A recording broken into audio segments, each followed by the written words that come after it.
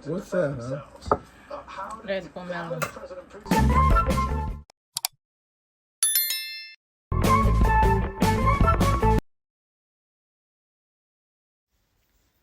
So, this is a red pomelo, guys. So, maginahinay na kong panin sa akong mga 12 fruits. Kaya ubay-ubay po na siya.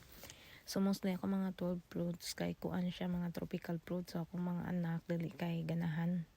Wala kay sila naanan sa kanang mga tropical fruits ba. Gawas na lang sa kanang kuan. Sa mangga, ganahan sila mangga. And then, ako yung mga apple, orange, grapes, na makaon sila, blueberry. Pero sa uban ng mga tropical fruits, mostly ang ganahan nila, kanarang mangga jud. So kaning uban ng mga tropical fruit ako ra jud maginahinag kaon ani. Ang uban na din na ako maatog kaon mo na siya akong i-slice, then akong i-freezer na ko para smoothie. So makaon nila o usahay sila ganahan, pero akong bana ako siya isago sa iyang mga green juice nga na. So para di siya madaot kay sayang pud paya.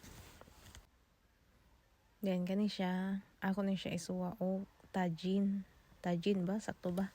Tajin ka ng kuan siya, lime, chili with lime.